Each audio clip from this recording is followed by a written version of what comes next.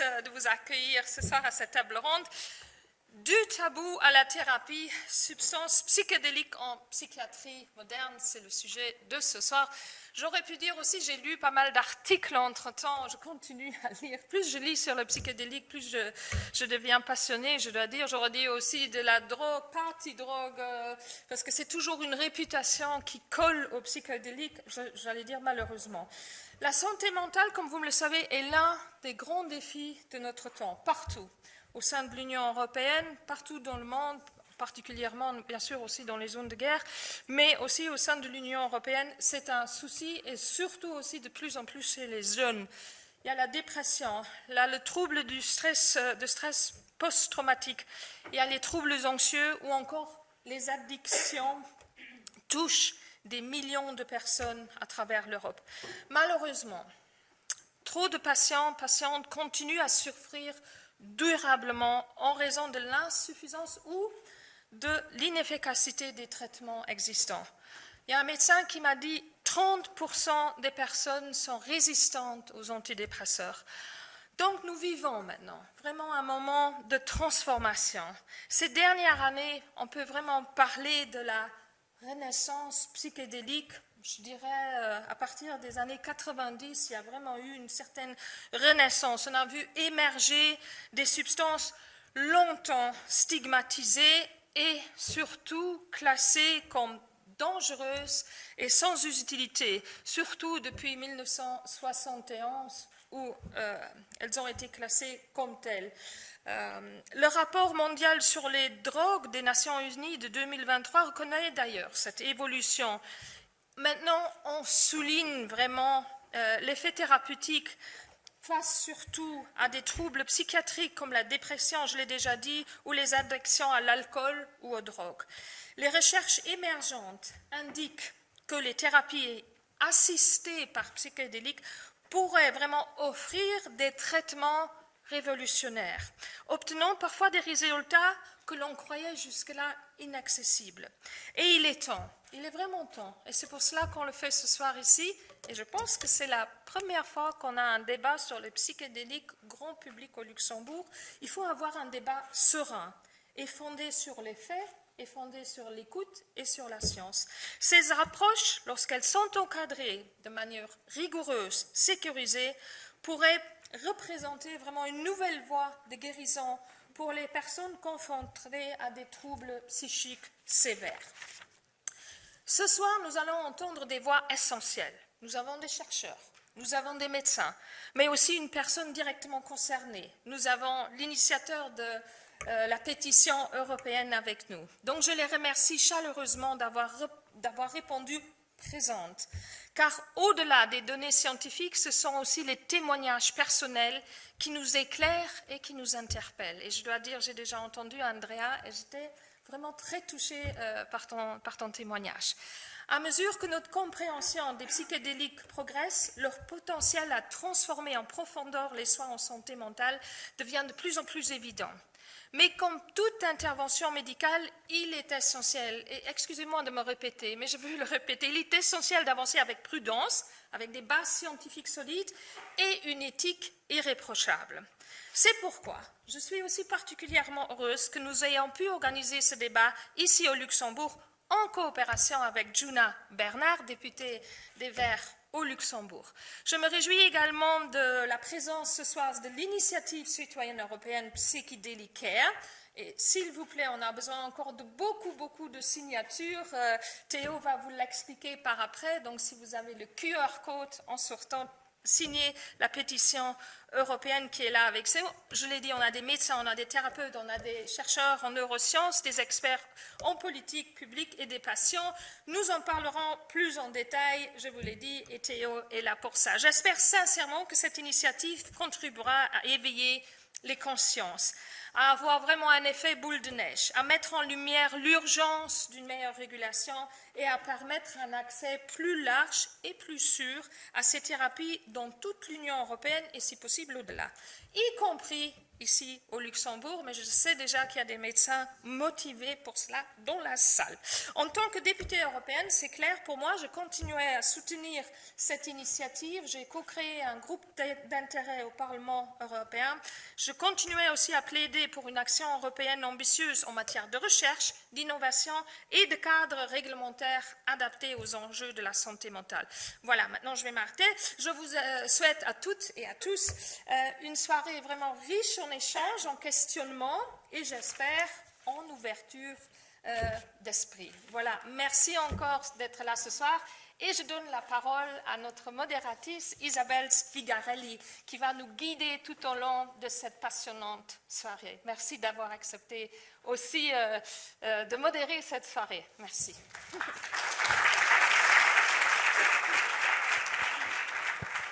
Donc bonsoir aussi de ma part. Je m'appelle, comme Tilimetz vient de dire, Isabelle Spigarelli. Je suis journaliste au quotidien Tagblatt et je veux modérer cette soirée.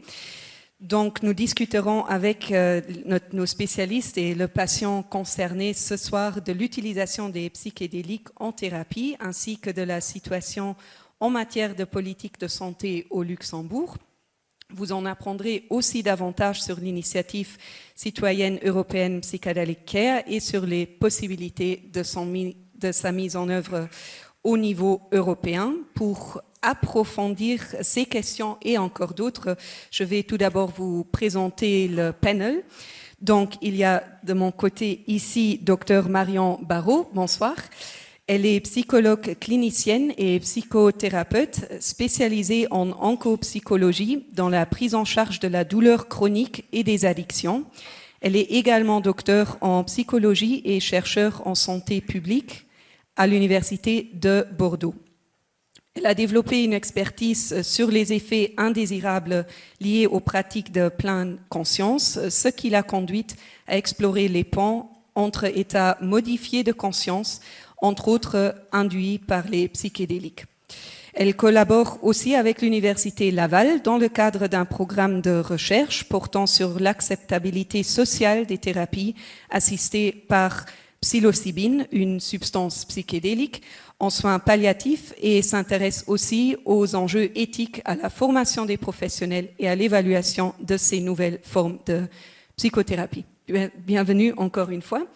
Donc, à côté de Madame Barrault, il y a Djuna Bernard, politicienne luxembourgeoise, membre du parti Die Grünen. Elle a été élue pour la première fois à la Chambre des députés en 2018, où elle a été représentée à nouveau en 2024. Elle est entre autres membre de la Commission de la santé et de la sécurité sociale. Bienvenue aussi Madame Bernard. Puis il y a Madame Tilimetz que vous avez déjà entendue. Tilimetz est députée européenne depuis 2018 au sein du groupe politique Les Verts ALE. Elle est notamment première vice-présidente de la Commission de la santé publique et membre permanente de la Commission de l'environnement, du climat et de la sécurité alimentaire. Elle a également, comme elle vient déjà de dire, lancé un groupe d'action au Parlement européen en faveur de l'utilisation des substances psychédéliques pour le traitement des troubles mentaux. Bienvenue aussi. Après, il y a Dr Fabrice Godenir, qui a eu déjà vos applaudissements. Il est psychiatre spécialisé dans les troubles psychiatriques résistants et la prévention du risque suicidaire. Il est psychiatre au centre hospitalier Emil Meyrich à Luxembourg, où il assure une activité clinique en hospitalisation, urgence psychiatrique et surveillance intensive. Il a aussi participé en tant qu'investigateur à plusieurs essais cliniques internationaux, notamment dans une étude sur l'eskétamine en 2012, avant sa commercialisation. Il s'intéresse de plus aux stratégies thérapeutiques innovantes, en particulier dans le champ des troubles psychiatriques résistants et des traitements intégrés au sein de parcours de soins adaptés. Bonsoir, Monsieur Godenir. Puis après, on a encore ici Andrea Ciclari. Andrea Ciclari est militant pour l'accès aux thérapies psychédéliques dans des contextes de maladies graves et de fin de vie. Depuis qu'on lui a diagnostiqué un cancer du côlon métastatique en 2019, il a participé à des essais cliniques de thérapie psychédélique. et à des séances de thérapie de groupe avec des substances telles que l'LSD. Bonsoir, Andrea Ciclari. Et puis, on a encore Theo Jubilei. Il est un activiste sur la santé mentale basé à Bruxelles. Il a fondé l'initiative citoyenne européenne Psychedelic Care, un mouvement appelant l'UE à agir pour un accès légal, sûr et équitable aux thérapies psychédéliques.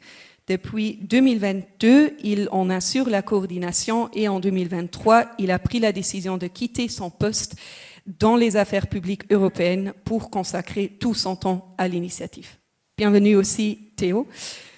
Donc, on va commencer notre soirée avec un petit aperçu, un état des lieux à propos de la santé mentale au Luxembourg. Parce que lorsque nous parlons de l'accompagnement psychothérapique et psychiatrique, il est pertinent de jeter un coup d'œil sur les chiffres. Donc, selon une enquête Eurobaromètre de 2023, au Luxembourg, 45% des personnes participantes ont souffert de dépression ou d'anxiété au cours des 12 mois précédant l'enquête. D'autres statistiques du ministère de la Santé pour la période 2019-2024 montrent également que depuis cette période, le nombre de jeunes âgés de 6 à 17 ans ayant pris déjà au moins une fois un antidépresseur a augmenté de 31%. D'autre côté, on a des données de la Ligue Santé Mentale au Luxembourg. Et là, on constate que 10 à 15% des personnes atteintes d'une dépression sévère et récurrente décèdent par suicide. De plus, 90% des personnes qui se suicident souffraient auparavant d'une maladie mentale, dans la plupart des cas d'une dépression. Il apparaît donc clairement que les thérapies traditionnelles sont insuffisantes, au moins pour une grande partie des personnes concernées.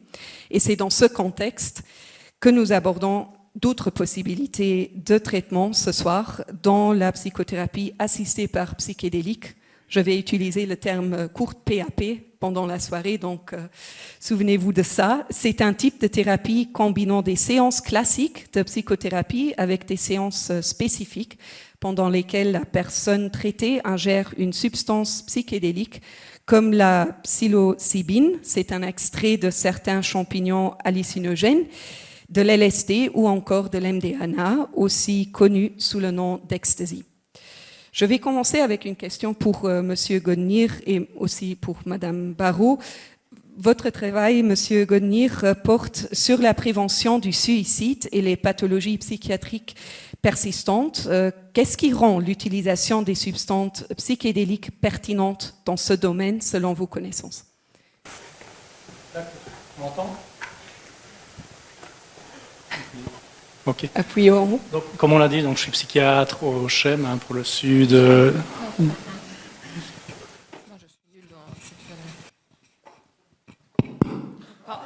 Maintenant, ça marche. Donc, on reprend. Donc, je suis psychiatre au CHEM au sud du Luxembourg. Auparavant, j'ai travaillé dans différents pays et dans différentes structures.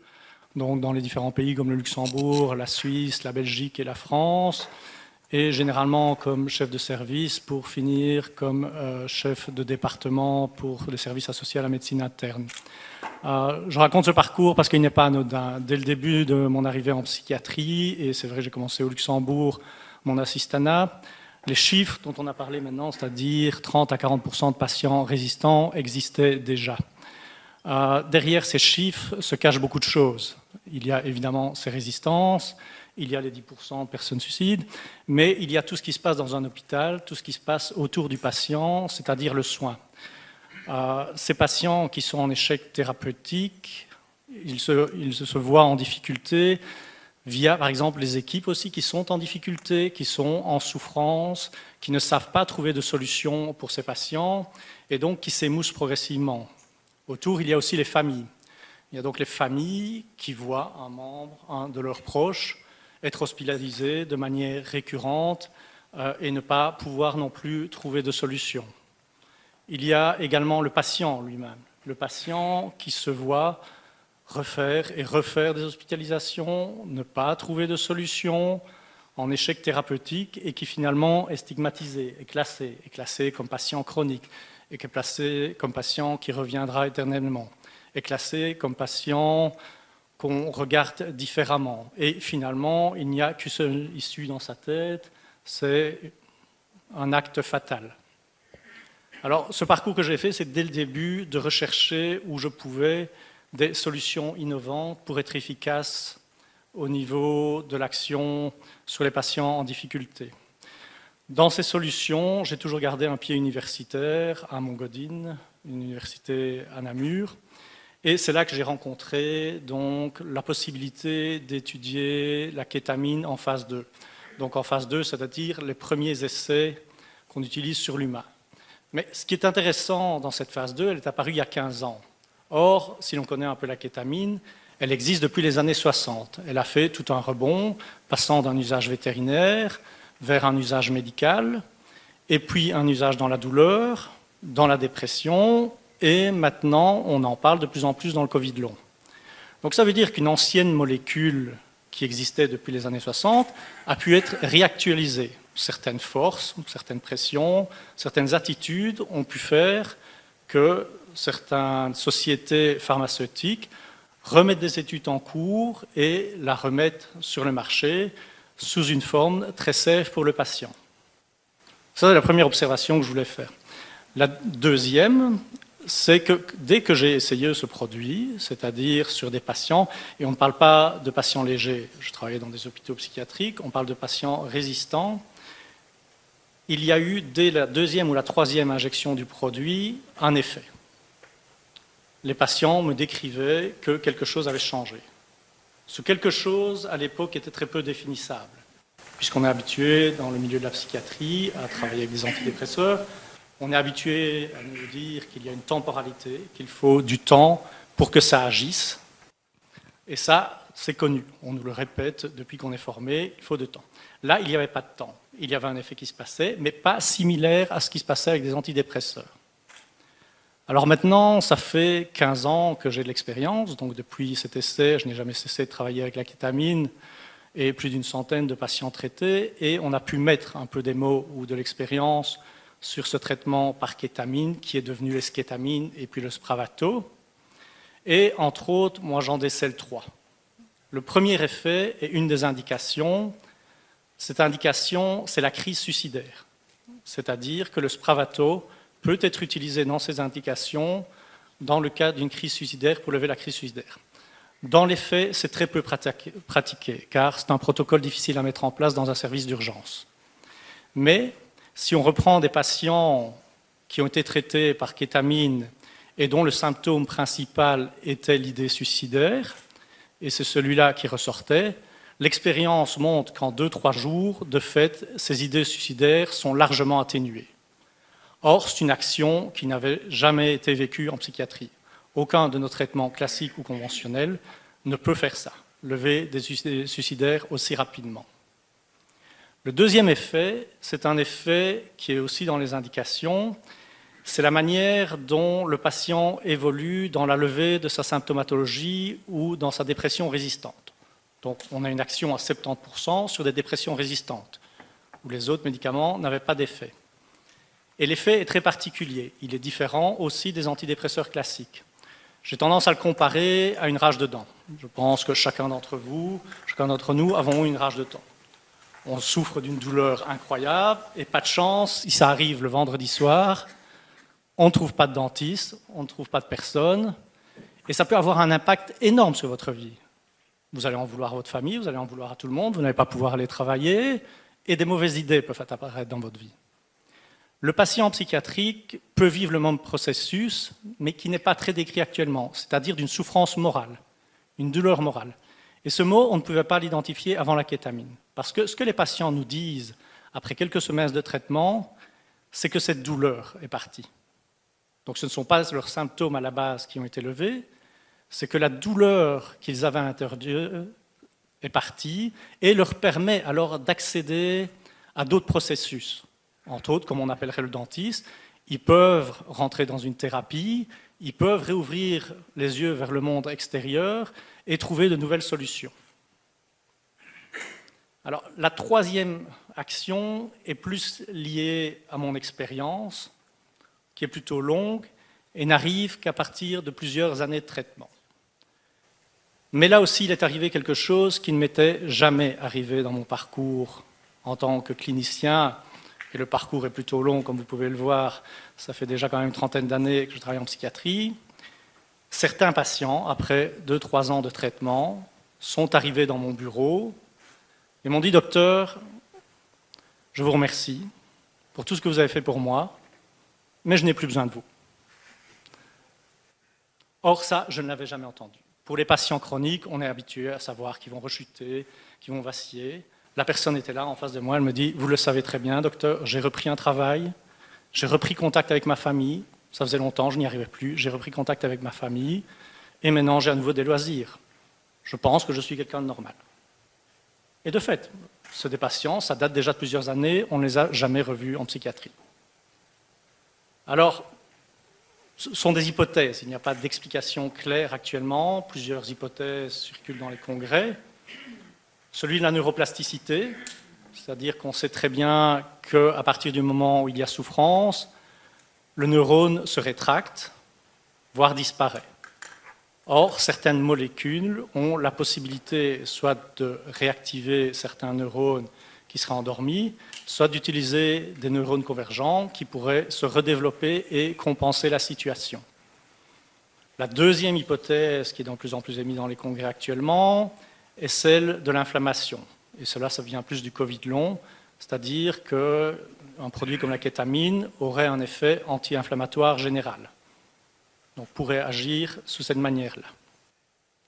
Donc voilà ce que je pouvais en dire du côté clinicien sur le fait que ces molécules ont un intérêt. Et je pense qu'on avait demandé de terminer sur un seul mot.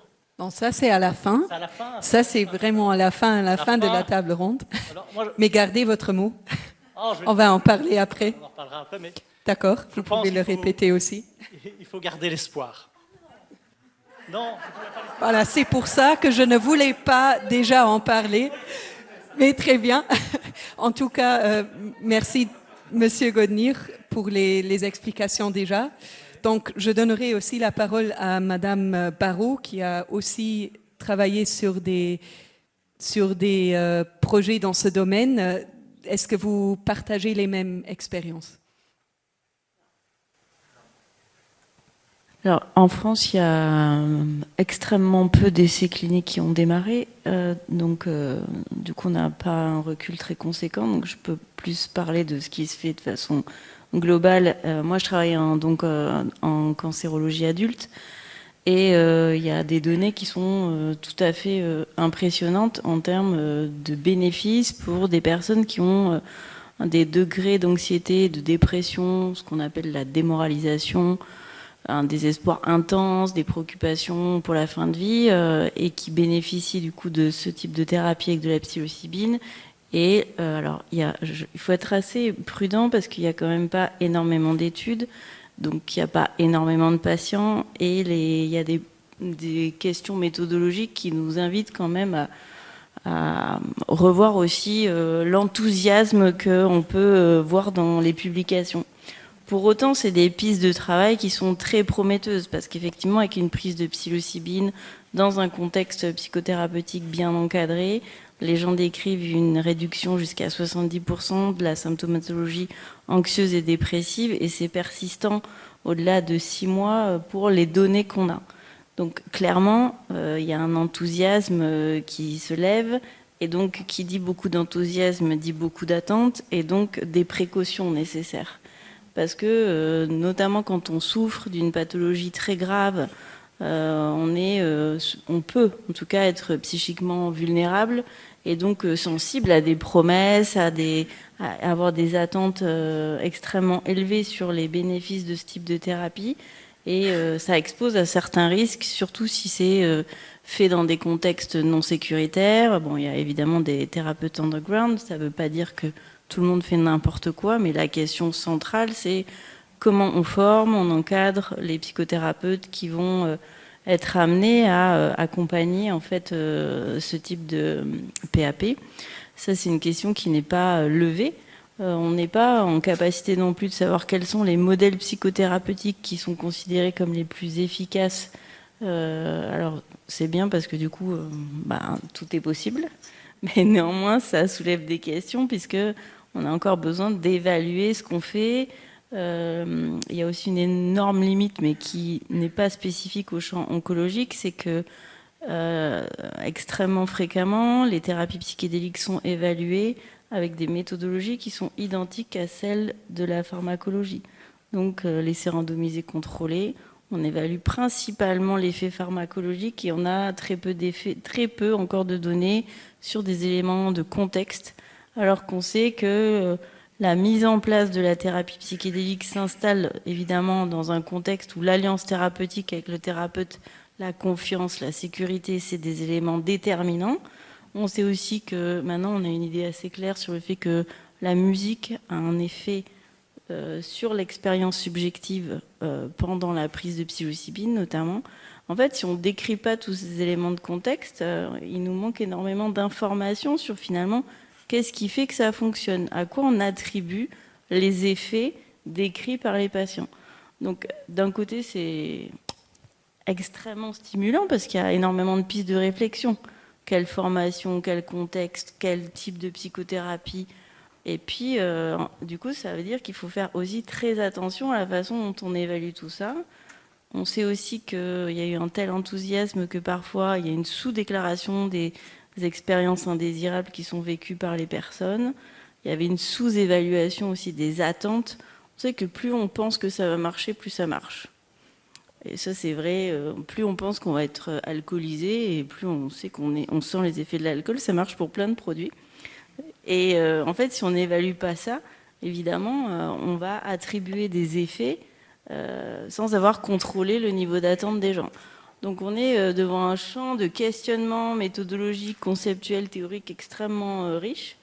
Et il y a aussi une attente. Les gens, ils ont besoin d'avoir des solutions. On comprend qu'il y a une pression pour aller vite aussi. Et le fait de cette pression et que ça aille vite, parfois, je pense que ça peut générer de la prise de risque, notamment parfois de suggérer qu'il faut un usage compassionnel des psychédéliques en soins palliatifs.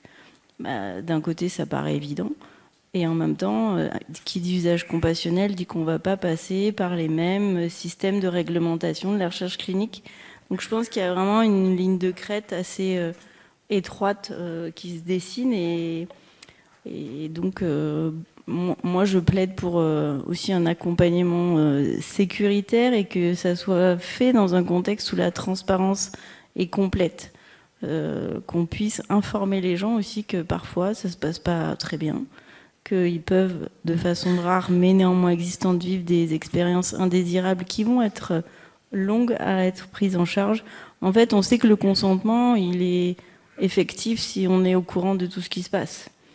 Et ça, je pense que c'est un des enjeux centraux aussi qui doit être pris en compte. Donc, je donnerai dans ce contexte aussi la parole à Monsieur Siclari, qui a fait une thérapie accompagnée de psychédéliques. Donc, quelle était votre expérience? Comment avez-vous vécu tout l'accompagnement?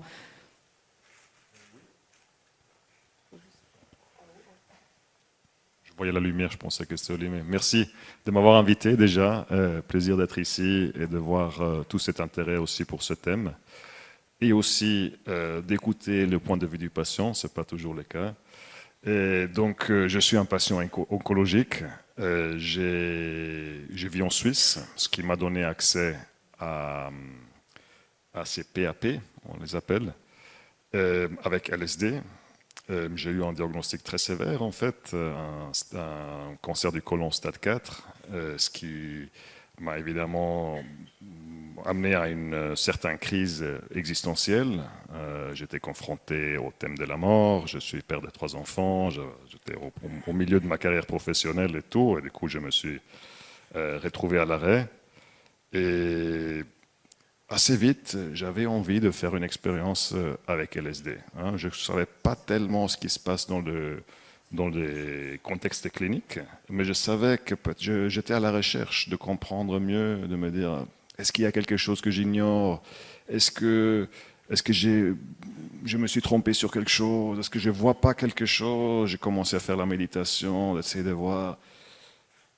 Et je savais que l'LSD peut potentiellement m'amener à voir les choses d'un autre point de vue. Et donc j'ai su qu'il y avait des recherches en cours en Suisse. Et j'ai trouvé un essai clinique qui mesurait l'état d'anxiété avant et après prise de LSD chez des patients avec maladies potentiellement mortelles. C'est intéressant ce que vous disiez. D'ailleurs, justement, on a les mêmes protocoles que pour pharmacologique. Non? Donc, l'étude prévoyait 4 séances, dont 2 avec haut dosage LSD et 2 avec placebo. Ce qui est intéressant, c'était une étude double blind où ni moi ni la thérapeute on savait qu'est-ce que ça allait être. Et après une vingtaine de minutes, une demi-heure, je savais très bien si c'était l'un ou l'autre. Et c'est quand même sympa de passer une douzaine d'heures avec un thérapeute qu'on sait placebo. On a beaucoup de choses à se raconter. Mais donc, j'ai participé. Je veux juste peut-être vous raconter un tout petit peu de mon tout premier voyage, qui était assez bouleversant pour moi. Donc, ça commence avec des effets visuels. Je commençais à voir tout qui bouge, le plafond, les couleurs très intenses, la musique qui me pénétrait. J'avais l'impression que c'est la première fois que j'écoute vraiment la musique. Et j'ai eu une expérience où j'ai quitté mon corps et j'arrivais à me regarder de l'extérieur et j'ai perdu complètement l'identité que j'avais avant. Donc Andrea, je ne l'étais plus, j'étais devenu le tout. En fait, toutes les frontières qui nous séparent, parce que j'étais convaincu que c'était à ce moment-là, j'ai vu en fait toutes ces frontières qui nous séparent de notre environnement, ce sont des illusions, on est tous un. Et l'expérience a continué, j'ai senti un énorme amour, et je voyais mon existence d'ici comme toute petite, vraiment toute petite par rapport à ce que je suis en fait. Et je voyais comme une graine de sable sur une plage.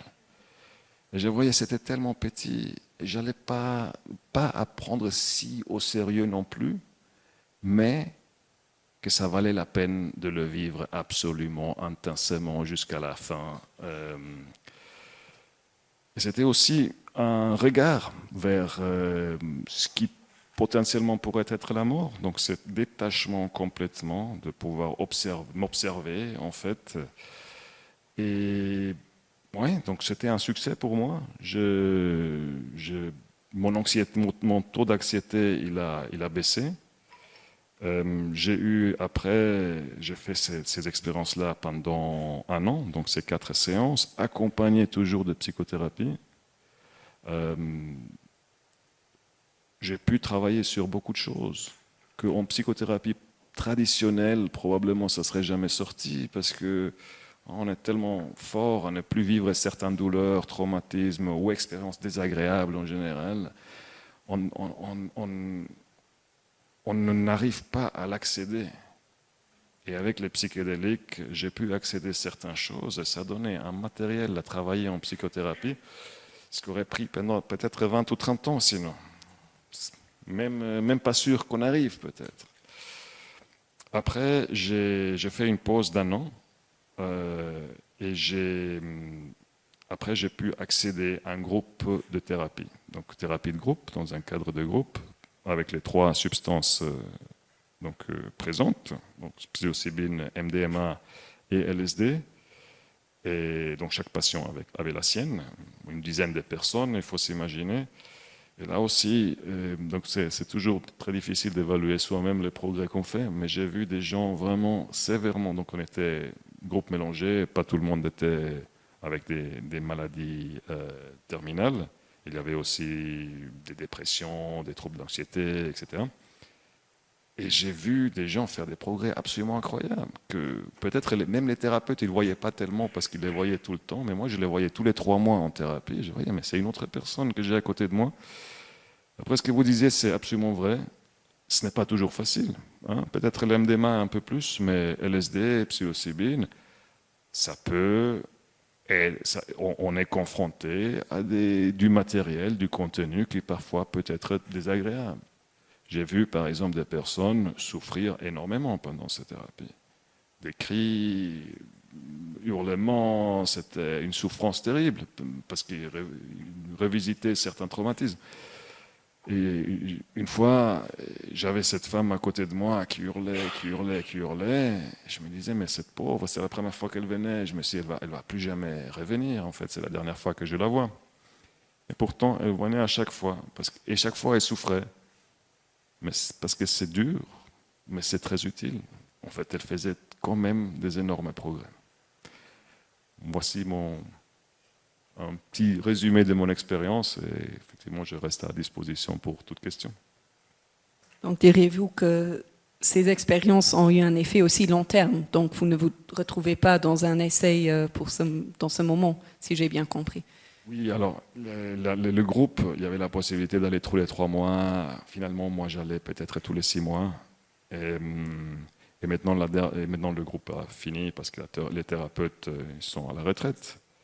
Et c'était la dernière fois que je suis allé il y a 1 an, en fait, l'été dernier.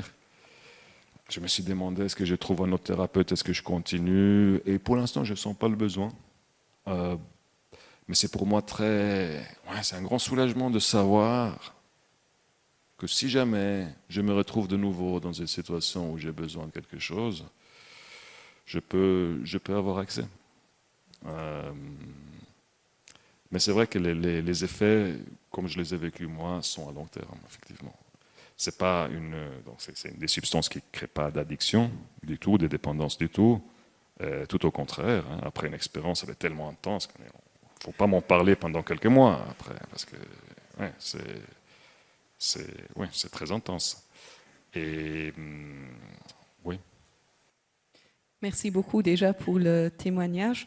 Donc, on rapporte ce soir surtout les effets positifs des psychédéliques en thérapie, mais il est bien sûr aussi important de parler des risques ou des incertitudes à propos de ça. Donc, Madame Barraud, j'aimerais aussi parler encore une fois un peu plus en profondeur des questions éthiques qui devraient être soulevées dans ce contexte.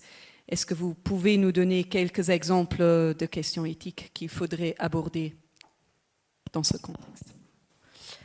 Il y a par exemple eu des problèmes d'agression sexuelle qui ont été documentés dans certains contextes, même si c'est pas évidemment ce qui est censé se passer dans des essais cliniques. Mais cette question de comment on s'assure en fait du consentement du patient qui est dans un état modifié de conscience, comment on sécurise en fait notamment le cadre de cette prise nécessite de réfléchir au dispositif. Donc, par exemple, il y a des recommandations sur le fait de filmer toutes les séances. Par exemple, ça peut être un élément qui va sécuriser la façon dont on imagine que ça peut se passer. Parce que la personne, elle peut aussi revoir du contenu avec son thérapeute. Ça peut être intéressant. Il y a aussi pas mal de réflexions sur la question du toucher.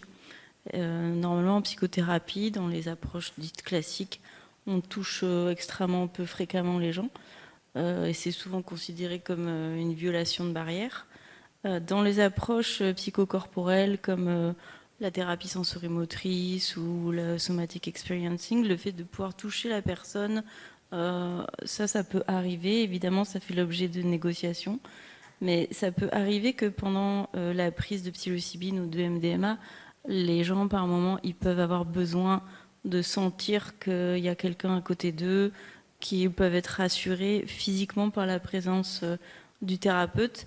Donc, normalement, ce consentement, cette autorisation à être touché, elle est recueillie, évidemment, avant la prise. Mais on imagine qu'une fois qu'on est sous l'effet de LSD ou autres psychédéliques, le consentement qui a été donné, il peut varier. Donc ça, c'est extrêmement important à avoir anticipé. Donc moi, je pense que si la personne a dit qu'elle était OK pour être touchée et qu'elle change d'avis, évidemment, on s'en tient à ça. Si elle a dit non au début et qu'une fois qu'elle est dans un état de conscience modifié, elle dit oui, moi je pense qu'il faut s'en tenir à... C'était non au début, donc on va s'en tenir à ça. Parce que clairement, ça peut introduire de la confusion. C'est un exemple assez concret, mais c'est des questions qu'on doit soulever. La sécurité, ça passe aussi par le fait d'avoir communiqué clairement autour de ces questions. Peut-être que tu veux compléter.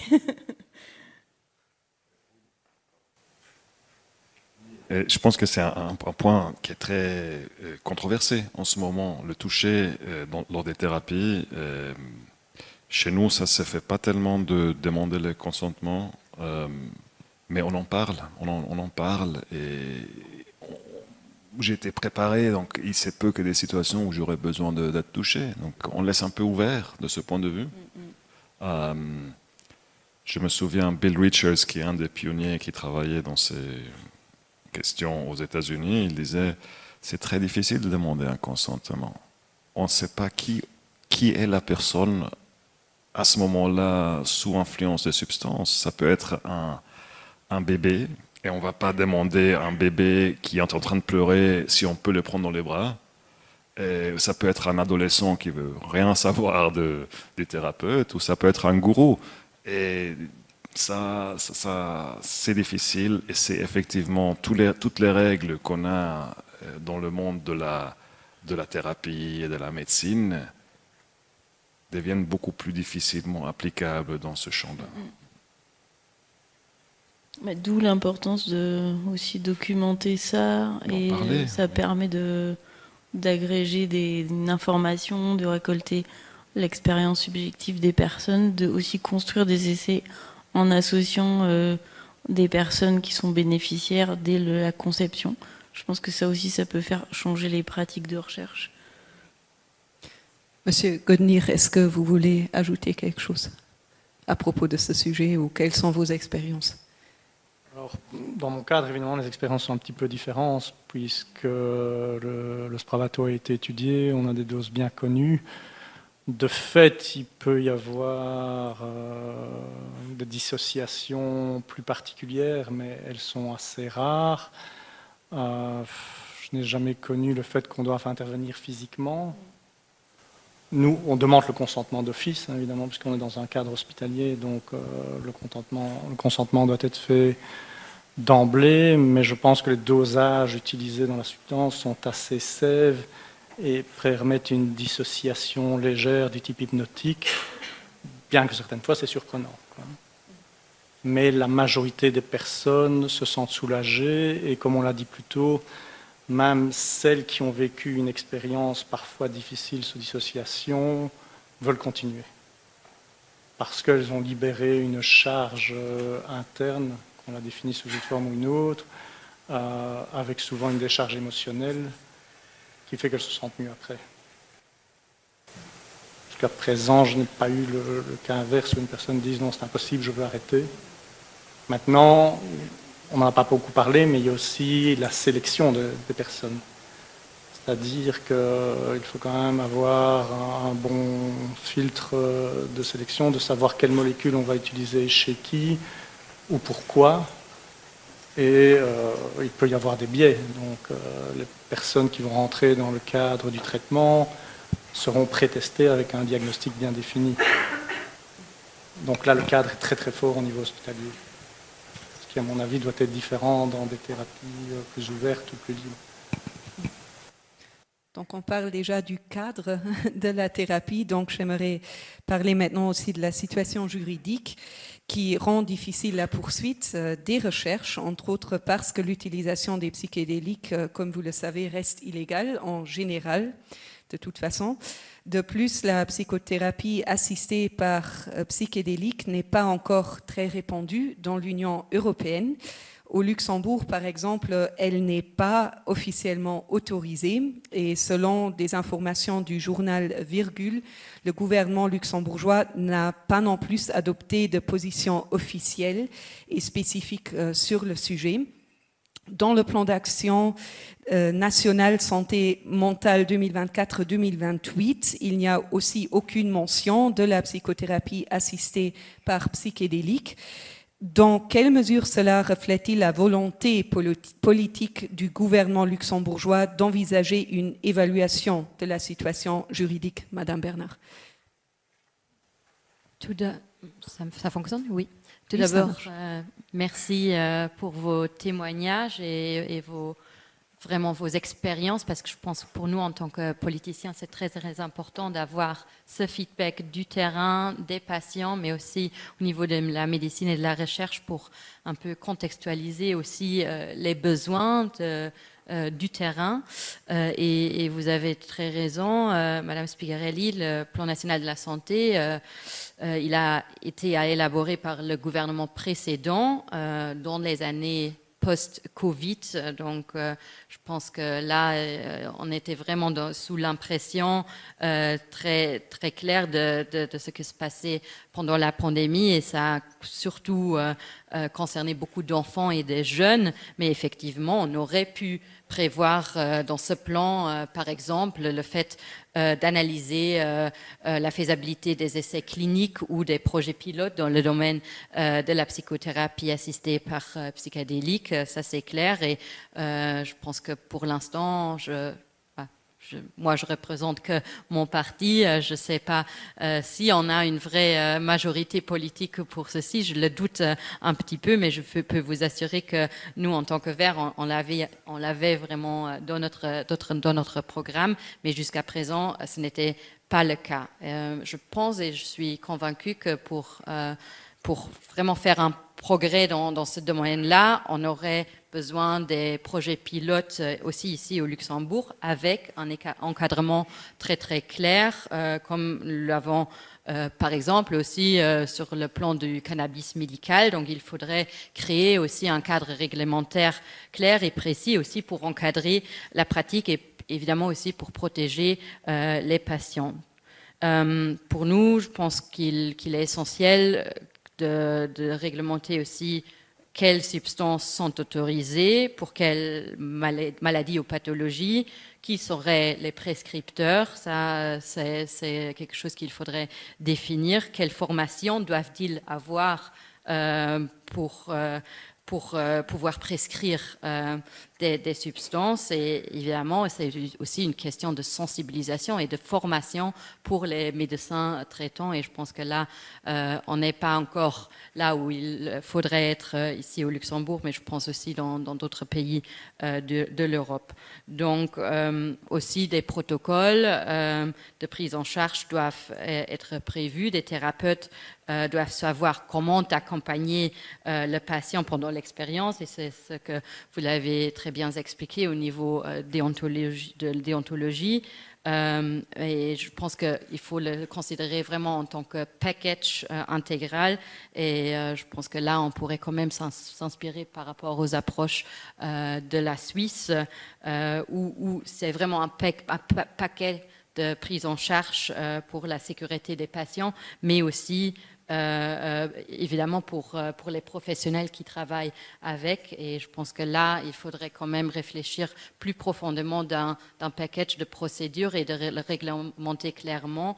Là, évidemment, il faudrait une volonté politique pour s'approcher par rapport à ça, mais au niveau des essais cliniciens, je pense que là serait vraiment le moment pour commencer à développer la matière ici au Luxembourg, et je pense que là on a vraiment un momentum partout en Europe pour progresser dans ce contexte-ci. Mais je pense que avec cette conférence aujourd'hui, on lance un début de discussion aussi au Luxembourg, et j'espère que d'autres politiciens, mais aussi au niveau du ministère, on stimule un peu la discussion aussi par rapport aux besoins d'un cadre. Et je pense pour moi et aussi pour l'audience, c'est important de vous écouter ce soir pour vraiment comprendre les besoins du terrain, des patients, mais aussi de la recherche et des médecins.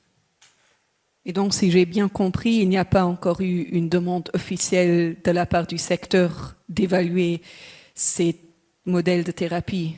Pour l'instant, je ne pense pas que ça ne fait pas partie d'une grande discussion politique au niveau du Parlement au moins, et je pense que ce serait le temps de le lancer un peu plus. Donc là, je pense qu'on commence un peu à faire la pression aussi par rapport aux partenaires au Parlement.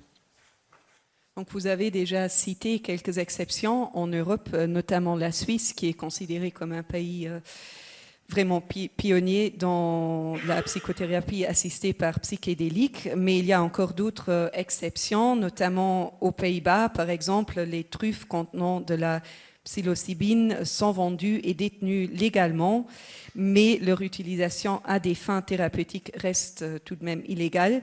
En outre, les infractions mineures liées à la drogue ont été dépénalisées en Espagne et au Portugal.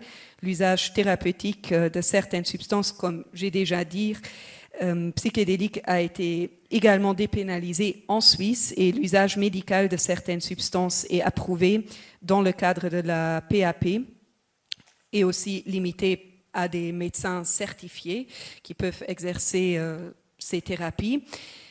Monsieur Jubiley, dans ce contexte, vous avez lancé cette initiative citoyenne européenne intitulée Psychedelic Care, de laquelle on a déjà parlé. Pourriez-vous nous expliquer brièvement de quoi il s'agit précisément?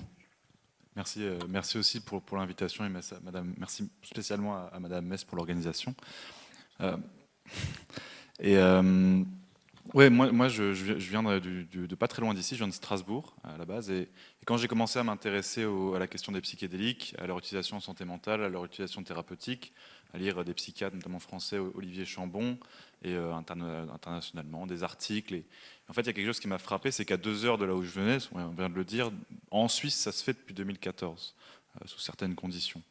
Et comment, en France, on soit à l'opposé complet, mais pas qu'en France, en fait, dans plein de pays, en Hongrie, en Pologne, en Croatie. En fait, ce qu'on risque de voir, ce qu'on risque de voir, c'est qu'il y a certaines personnes, certains citoyens européens qui auront accès à ces thérapies assistées par psychédéliques dans les prochaines années à venir. Et c'est pour ça que j'aimerais rajouter qu'il n'y a même pas quelques jours, la République tchèque, la chambre basse de la République tchèque, du Parlement tchèque, a voté pour l'utilisation de la psilocybine en santé mentale. Ça doit encore être approuvé par le Sénat, mais c'est le premier pays de l'Union européenne qui avance. Donc on a déjà des pays en fait qui prennent le lead, et ce qu'on risque de voir, c'est que certains citoyens y aient accès et d'autres non. Ce que je trouve en fait qui va à l'encontre de l'idée même de l'Europe de la santé, si on veut une Europe de la santé.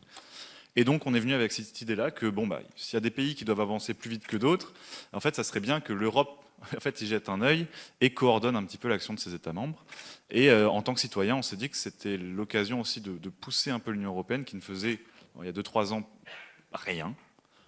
Complètement rien. Ça bouge un peu, l'Agence européenne des médicaments s'y intéresse, le Parlement s'y intéresse avec ce groupe d'action politique au sein du Parlement, avec quelques députés, eurodéputés qui en font partie. La Commission européenne aussi commence à s'y intéresser, mais en fait ce qui manque, c'est une impulsion politique, et il y a cet outil qui est intéressant, qui est l'initiative citoyenne européenne. Alors c'est pas un outil qui est encore trop connu, et qui mériterait à l'être plus, puisqu'en fait c'est un outil qui a été mis en place en 2012, pour que les citoyens européens participent plus à la vie démocratique en Europe. Donc c'est un outil, en fait on a 1 an pour récolter 1 million de signatures, et si ce million de signatures est atteint, la Commission européenne est légalement tenue par les traités européens de répondre aux demandes des citoyens, de dire ce qu'elle va faire. Donc en fait il y aura, si on a nous ce million de signatures, un positionnement de la Commission européenne, du Parlement européen, et peut-être un cadre institutionnel et juridique qui sera mis en place. Donc nous c'est aussi l'idée de cette initiative, d'à la fois pousser pour un cadre institutionnel, mais aussi de mettre en fait en commun les forces un petit peu des différents pays, parce qu'il y a beaucoup d'associations, beaucoup d'organisations dans les différents pays, que ce soit en Allemagne, aux Pays-Bas, en Pologne, en Italie aussi, il y a un tissu associatif qui se crée. En France, un peu moins, mais ça s'organise notamment avec la Société psychédélique française qui se développe dans plusieurs villes. En Espagne, c'est très structuré. Voilà, mettre ces forces en commun, de créer cette plateforme européenne pour en fait mettre les connaissances et des recommandations en place pour avoir une meilleure intégration sur le futur. Parce que moi, je ne crois pas forcément que la Roumanie mettra les ressources aujourd'hui de mettre en place, en tout cas, il n'y a pas de recherche clinique en Roumanie, et pourtant, moi, je pense que les citoyens européens, les citoyens roumains devraient autant avoir accès à ces thérapies-là, in fine. Donc, et c'est l'idée de l'Europe, c'est d'utiliser les tests cliniques et les informations qui existent pour les mettre ensuite en place au niveau européen. Donc on a 3 requêtes qu'on demande à la Commission européenne qui rentrent dans le champ de la Commission européenne. Donc si on a ce million de signatures, potentiellement l'Union européenne pourrait mettre en place ce qu'on demande.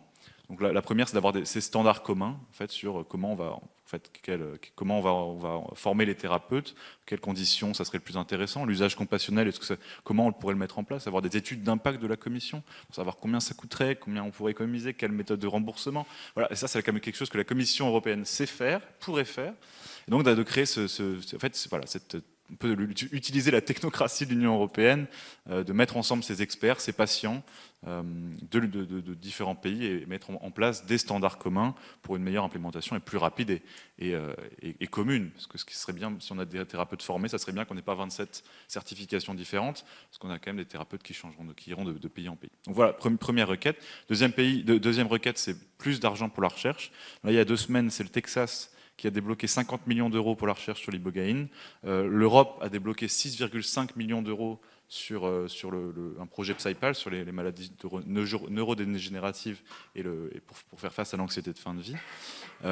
C'est bien 6,5 millions d'euros, mais quand on compare au Texas, qui a 50 millions, on n'y est pas encore. L'Union européenne peut mieux faire, peut plus faire, et notamment pour des conditions où les traitements, il y a beaucoup d'espoir, où les substances psychédéliques sont très prometteuses, comme, alors en anglais c'est les cluster headaches, je ne l'ai pas en français, et l'anorexie notamment aussi, où l'Union européenne pourrait mettre plus d'argent pour la recherche. Et troisième requête, qui est une requête plus, on va dire, tricky, peu plus intéressante à mettre en place au niveau international. Vous savez que l'utilisation de ces substances est réglementée par l'ONU, par la Convention sur les drogues, sur la Convention on Narcotic Drugs, et donc il y a cette convention de 71 qui classifie dans l'annexe 1 toutes les substances psychédéliques et qui n'ont pas d'intérêt thérapeutique. En fait, ce qui de facto en fait, limite la recherche, complique la recherche, et donc beaucoup pensent que ce cadre est caduc. Et nous, ce qu'on va demander à la Commission européenne, ce qui a été fait pour le cannabis en 2019,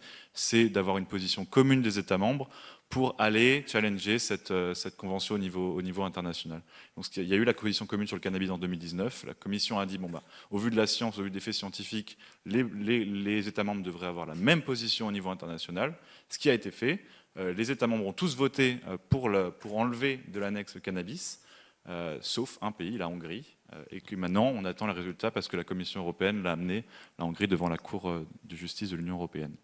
Donc voilà, ce qu'on demanderait pour les psychédéliques, ça serait notre troisième requête. Et donc on a jusqu'en janvier 2026 pour récolter 1 million de signatures et espérer que ça vienne au sein des institutions européennes. Et quels sont les retours que vous avez eus jusqu'à maintenant à propos de l'initiative? Les retours? Oui. Mais il y a un intérêt, en fait, ce qui est intéressant quand on fait une campagne, du coup, c'est qu'on peut aller voir les gens et leur dire, voilà, tu connais, est-ce que tu sais que ça peut aider? En fait, ce qu'on remarque, c'est qu'il y a beaucoup de gens qui juste n'en ont aucune idée. C'est pas forcément, on dit souvent c'est le stigma, oui, le LSD, les gens ont peur. En fait, non, c'est juste un manque complet de connaissances.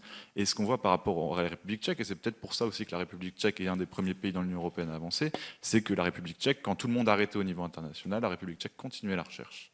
Il n'y a pas eu cet arrêt, donc il y a aussi un problème culturel, je pense. Et donc ces campagnes-là, alors c'est une pierre, on va dire, c'est des petites pierres qu'on met un peu partout. Il y a plein d'associations qui le font, mais c'est avant, pour moi, qu'il y ait une impulsion politique et qu'il y ait un agissement des politiciens. Il faut que les personnes, en fait, que les citoyens et que les votants, en fait, ils voient un intérêt aussi, qu'on éduque et qu'on partage de l'information. Pour l'instant, les gens, en fait, ne savent pas. On reste dans une bulle. Dans une bulle autour. Donc voilà, l'initiative, c'est aussi pour démystifier ce que sont les psychédéliques et d'expliquer au grand public. Donc, Madame Metz, comme déjà mentionné à plusieurs reprises, vous avez lancé ce groupe d'action au Parlement européen en faveur de l'utilisation des substances psychédéliques pour le traitement des troubles mentaux. Comment les discussions avancent-elles au sein du groupe et du Parlement sur ce dossier? Oui, si je peux juste encore compléter peut-être ce que M. Jubiley a dit. Dans cette pétition européenne, et c'est très important de le dire, il faut 7 pays différents. Donc, ce n'est pas seulement 1 million de signatures, mais dans 7 pays différents. D'où, on dit toujours, chaque pays a son rôle à jouer. Donc, le Luxembourg peut être le 7e pays ou peut être le 3e pays. Donc, c'est important vraiment de signer la pétition parce que si on a 1 million de signatures en Allemagne, ça ne marchera pas. Hein, juste pour vous dire. Mais pour vous répondre à la question, Madame Spigarelli, nous, on est un petit groupe pour le moment de députés européens qui sont dans ce groupe d'intérêt pour les psychédéliques. On doit être 5 pour le moment sur 720. Donc je sais, c'est pas énorme. Mais on va d'abord, notre plan, oui, c'est de faire un peu agrandir effectivement ce groupe de députés. Mais surtout, comme je suis aussi vice-présidente du groupe de la commission santé, d'en faire un sujet. Et on a la chance, même si les circonstances en général dans le Parlement européen sont pas si évidentes que ça depuis les élections où on a eu une poussée quand même très conservatrice, mais quand même, tout le monde est d'accord pour dire que la santé mentale doit être une priorité. Donc dans ce cadre-là, de mettre vraiment la santé mentale au centre des préoccupations, c'est aussi le moment où jamais vraiment de parler aussi de traitements qui malheureusement ont été bloqués à partir de 71 ou 71, depuis ces années-là, depuis que les substances ont été classées comme dangereuses ou sans utilité, alors que ça peut être vraiment un changement de paradigme, de perspective, que ça peut redonner à beaucoup de personnes vraiment de l'espoir et une nouvelle vie. Et je vais quand même dire des choses positives. Vous avez déjà dit, Madame Spigarelli, la situation au Portugal, en Espagne, en Suisse, donc où il y a cet excès qui est autorisé dans certaines circonstances. Mais il y a quand même aussi l'EMA, l'Agence européenne du médicament, dont vous avez sûrement beaucoup entendu parler pendant le Covid, qui en 2024 a officiellement reconnu la kétamine, donc eskétamine. Dans ce cas-là, Spravato, qui a déjà été cité, a été reconnu comme médicament pour le traitement pour les dépressions sévères. Donc on a des avancées, mais c'est le premier, et c'est un psychédélique atypique. Moi je suis pas spécialiste, mais j'ai beaucoup lu dessus. Donc même si c'est pas le psychédélique comme le psilocybine ou le LSD, c'est quand même dans le groupe des psychédéliques qui a été reconnu pour lutter contre les dépressions sévères. Donc c'est un premier pas. Théo, il a déjà aussi cité quand même cette grande recherche qui a été lancée, 6,5 millions avec 19 partenaires différents. Donc, recherche européenne financée, c'est 6,5 millions, vraiment pour faire une étude sur les psychédéliques avec 19 partenaires à travers l'Europe et qui est coordonnée au niveau des Pays-Bas. Et j'espère, et je sans regarder personne dans la salle, mais j'ai déjà parlé avec certains médecins qui sont fortement inspirés aussi de toute cette recherche au niveau des Pays-Bas pour justement, si ça se trouve, lancer cette même recherche au niveau de Luxembourg. Parce qu'effectivement, ce qu'il nous faut maintenant, c'est vraiment encore des essais cliniques. Vous avez parlé des différents facteurs qui peuvent influencer, qu'on ait plus d'études cliniques vraiment et plus de données vraiment aussi sur les gens, sur les où ça peut vraiment être d'une énorme utilité. Là, l'étude énorme, même si c'est petit par rapport à ce qui a été investi aux États-Unis, quand même, on analyse l'effet des psychédéliques sur la sclérose en plaques, l'effet que ça peut avoir sur les gens de sclérose en plaques, Parkinson, et c'était une autre encore, ALS, et une quatrième maladie des poumons très sévère, chronique. Donc, mais pour l'effet sur l'état mental d'améliorer, parce qu'on voit très bien, et on le sait, et c'est d'une évidence, que c'est évidemment aussi l'état mental qui aide à guérir. Et si on est en plus dans une dépression coincée, parce que souvent les gens qui sont dans des situations de dépression se sentent aussi comme bloqués, et ça permet justement d'ouvrir d'autres chemins, d'autres perspectives, mais aussi chimiques au niveau du cerveau probablement pour ouvrir ces portes. Théo, il a parlé aussi de la recherche et surtout en Tchéquie. Donc, il y a de l'espoir aussi au sein de l'Union européenne, même si pour le moment, on n'a pas encore vraiment de réglementation européenne, mais des petits pas comme en Tchéquie, la recherche et puis la décision qui a été prise au Parlement, plus l'énorme recherche qui a été autorisée en janvier 2024, c'est tous ces éléments qui feront bouger le schmilblick vers l'avant avant d'avoir cette réglementation européenne dont on a tellement besoin, qui alors aura un effet domino évident sur les États membres. Et la ECI, donc the European Citizens Initiative, donc cette pétition européenne lancée par Theo Gubeley est vraiment clé aussi pour faire bouger les choses. Donc je profite pour le remercier de nouveau d'avoir lancé et d'avoir en fait, il consacre tout son temps pour faire de cette pétition européenne un succès, parce que la Commission européenne, effectivement, elle doit réagir si cette pétition européenne est un succès, même si elle peut aussi réagir et dire on ne va rien faire. Bon, mais là, compter sur les députés européens pour dire non, ça va pas. Il s'agit quand même de la crédibilité aussi des institutions européennes.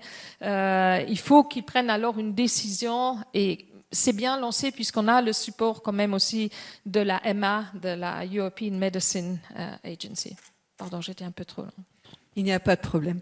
Mais ce que j'aimerais encore thématiser, c'est que, en fait, vous parlez beaucoup d'avancées et d'initiatives qui ont été prises, mais à la base, il n'y a quand même pas un consensus entre les États membres, disons, pour l'instant. J'aimerais savoir de tout le panel ou des personnes qui ont des expériences dans le domaine, selon vous, d'où proviennent les résistances face à l'exploration de ces nouvelles thérapies? Pourquoi ça prend tant de temps d'en parler, de faire des progrès? Alors, je pense que les gens ne connaissent pas assez sur ces substances. Non, ça me fait des fois sourire de voir toutes ces réglementations par lesquelles on doit passer, et je comprends parce que les règles sont comme ça, mais après on compare à d'autres substances qui sont vraiment dangereuses. Hein. L'alcool qui est en vente libre et qui fait des dégâts énormes sur la société, et après on voit ces substances-là dans un cadre médical sécurisé pour des gens qui ont vraiment besoin.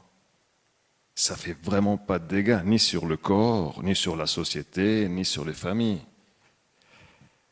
Et je pense que si les gens connaissaient mieux la réputation dont l'LSD a souffert pendant si longtemps, et que moi, j'avais peur de l'LSD, hein, jeune, j'avais jamais pris l'LSD parce qu'il y avait des terribles histoires là-dessus. Maintenant que je connais bien le LSD, je peux vous garantir, c'est vraiment une substance absolument sûre.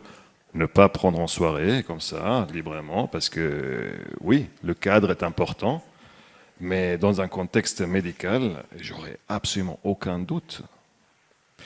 Et donc, de la position du patient, je me dis, oui, c'est intéressant d'entendre toutes ces réglementations, tout ce qu'il faut passer par la politique, mais j'ai aussi l'impression que ça va prendre tellement longtemps pour quelque chose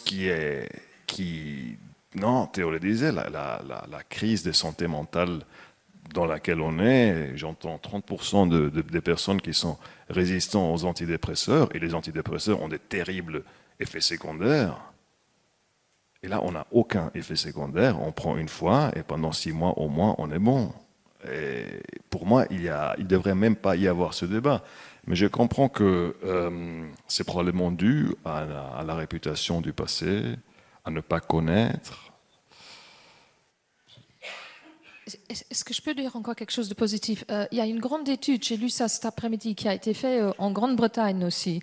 Bon, c'est un peu, ça devrait nous trigger, ça devrait nous motiver aussi que la Suisse et la Grande-Bretagne sont un peu plus avancées là. Et cette étude, je pense, parce qu'ils sont en train de faire toutes les procédures aussi d'autorisation d'un médicament au niveau de la main, et je pense que et là c'est du psilocybine, donc si eux ils y réussissent de faire reconnaître ce médicament, ils iront aussi sur d'autres terrains comme l'Union européenne, puisque c'est des marchés, évidemment, ils le voient aussi, si une entreprise pharmaceutique se lance dans ces essais, c'est aussi des intérêts commerciaux, mais si eux, là il y a un autre effet domino qui vient aussi de la Grande-Bretagne. Donc si la Suisse, la Grande-Bretagne, les citoyens, les politiciennes, politiciens, les chercheurs, les scientifiques, il y a, et on en a parlé, on était boire un verre avant, on en parlait aussi avant, c'est surtout aussi les médecins, donc un grand merci aux ça, les thérapeutes, les médecins, si eux ils disent, écoutez, moi j'ai des patients qui sont en souffrance là, je ne sais plus comment leur aider, s'il vous plaît, il faut pousser la recherche, il faut aller voir aussi les ministères pour qu'ils soutiennent ces recherches. on va faire bouger les choses. Hein. Donc, moi, je me dis, oui, ça peut paraître long, ça peut paraître compliqué, mais parfois, il y a des différents coups de pouce qui viennent alors de différents secteurs et on va faire bouger les choses. Moi j'espère bien. Les prochaines élections européennes, c'est dans 4 ans et demi. J'espère que dans ce mandat, on arrivera à faire bouger les choses. Comme j'utilise aussi le cheval maintenant de la santé mentale pour dire, si vous voulez vraiment faire quelque chose, on a dit 30% des patientes sont résistantes quand ils ont des dépressions sévères aux médicaments existants.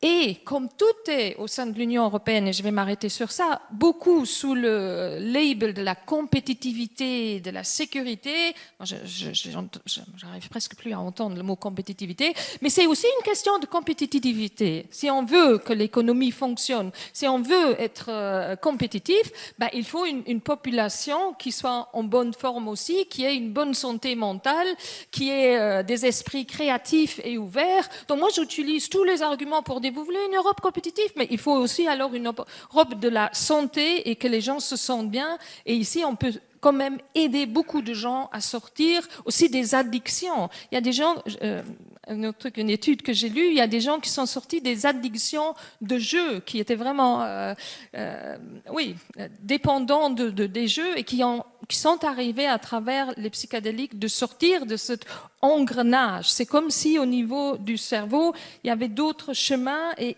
ils arrivaient enfin à sortir de cette dépendance.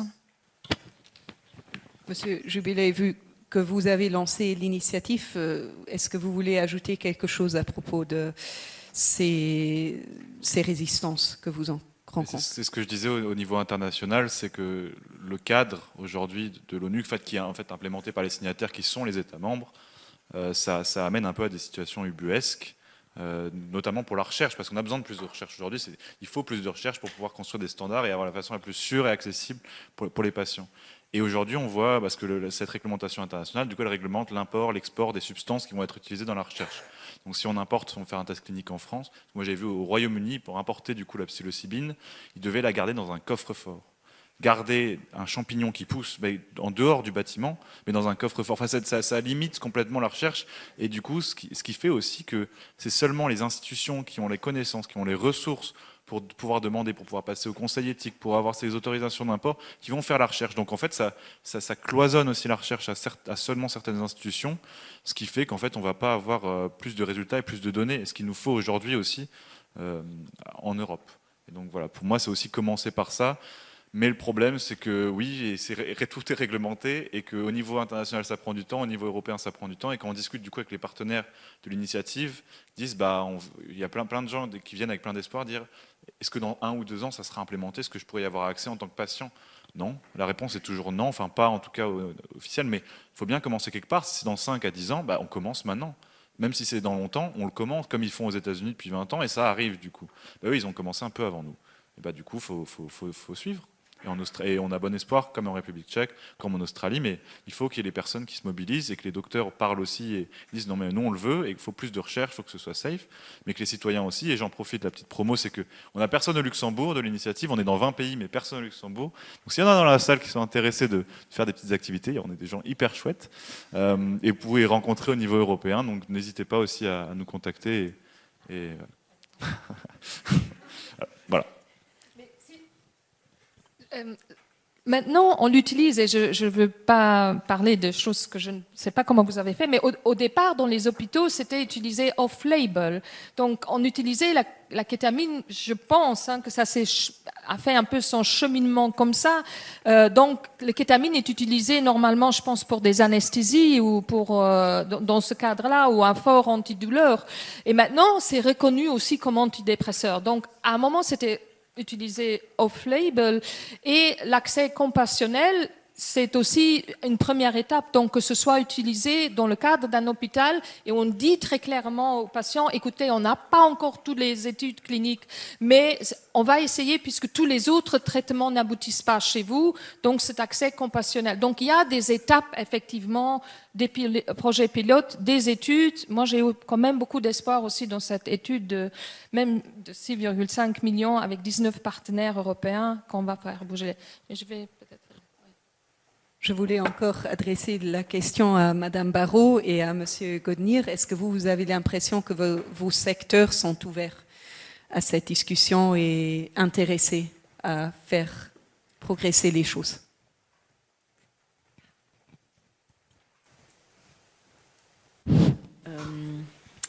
En France, je pense qu'il y a quand même une certaine méconnaissance, vraiment, dans le champ médical. Donc avec des représentations erronées sur les bénéfices. Pour autant, bon, il y a quelques études cliniques qui commencent, donc on peut imaginer que ça ouvre la voie. Hein. Mais effectivement, c'est quand même assez laborieux. Moi, je suis au conseil d'administration de l'association francophone pour les soins oncologiques de support. Et alors qu'a priori, il y a quand même que des gens qui connaissent les approches complémentaires pour les patients traités en oncologie. Et il y a une grande méconnaissance sur ce sujet-là. Après, il est vrai aussi que, en tout cas, dans le domaine dans lequel j'exerce, pour les soins palliatifs et les soins de support, on sait en France qu'il y a encore 50% des patients qui devraient y avoir accès et qui n'y ont pas accès. Donc, évidemment que c'est difficile de mettre en avant, oui, développons la recherche sur les psychédéliques en soins palliatifs, alors que déjà, les recommandations de bonne pratique qu'on sait être sûres et auxquelles les gens devraient avoir accès, y a 50% des gens qui n'y ont pas accès. Donc ça aussi, c'est important, je pense, de considérer les freins dans un paysage politique global. Évidemment, une organisation sanitaire où c'est très hétérogène et insuffisant en termes de prise en charge. C'est pas spécifique à l'oncologie, ce problème, de toute façon, évidemment. Monsieur Godnir, vous voulez ajouter encore quelques mots? Je peux en parler un petit peu. De fait, je vais prendre de nouveau l'expérience, mais en Belgique, on passe un concours pour être psychiatre. Et donc, une fois réussi ce concours, je me rappelle un des premiers mots qui m'a été dit, c'est « si vous ne faites pas la psychanalyse, vous ne faites pas partie de la famille ». Et donc, ça voulait tout dire à l'époque. Donc, beaucoup de personnes dans la psychiatrie ont pris une orientation qui était la psychothérapie. Et l'ouverture anglo-saxonne, je dirais, à tout ce qui est la psychiatrie interventionnelle qui est en train de se développer actuellement, était inexistante. Maintenant, quand moi j'ai commencé la kétamine, donc il y a une dizaine d'années, j'avais le regard de mes amis, de mes confrères médecins qui étaient aussi « tu es l'apprenti sorcier, qu'est-ce que tu fais ?» La kétamine est sortie il y a 4-5 ans. Maintenant, ils l'utilisent tous. Ils ont vu les faits, ils l'utilisent tous. Et je pense qu'il y a vraiment un pied dans la porte. C'est-à-dire qu'à partir du moment où la kétamine a commencé à se répandre, je pense que 50% des hôpitaux belges l'utilisent off-label dans le cadre de Covid long ou dans le cadre de douleurs. Donc ça veut dire que les directions hospitalières, les directions étatiques l'ont autorisé. J'entends de plus en plus justement dans tous ces confrères une ouverture d'esprit à de nouvelles molécules, à vouloir les essayer, à vouloir les tenter. Donc je pense qu'il y aurait de la place pour des projets pilotes. Il en existe plus que ce que je n'en ai entendu ici. Je pense qu'il y a 15 centres MMA aux États-Unis qui ont été autorisés. En Belgique, il y a plusieurs centres, projets pilotes sur la psilocybine, dans le coma et dans les addictions, si je me souviens bien. Donc voilà, il y a des accès qui sont là. La porte est ouverte, je pense, et ça va aller plus vite que ce que cela a été jusqu'à présent pour la kétamine. Donc maintenant, on vient à cette partie que vous avez déjà entamée il y a un certain moment, la dernière question de la soirée, où j'aimerais, pour conclure, demander juste un dernier mot à nos intervenantes et intervenants. Que souhaitez-vous concernant le dossier PAP? Je dirais qu'on commence peut-être avec M. Siclari et puis on fait le tour. Pour moi, c'est simple, accès. Innovation. Sécurité. Un projet pilote, évidemment. Oui. Il y a la possibilité d'accès à des projets pilotes pour tester ces nouvelles molécules. Je voulais dire, maintenant, vous avez changé votre mot. Oui, ce n'est plus espoir. Alors, pour Madame Metz, il reste l'espoir. Alors, l'espoir est libre, mais je prends aussi la reconnaissance. Moi, je dirais la signature, du coup. Donc, je vous remercie déjà beaucoup pour vos interventions et maintenant, on va ouvrir le débat au public. Donc, si vous avez...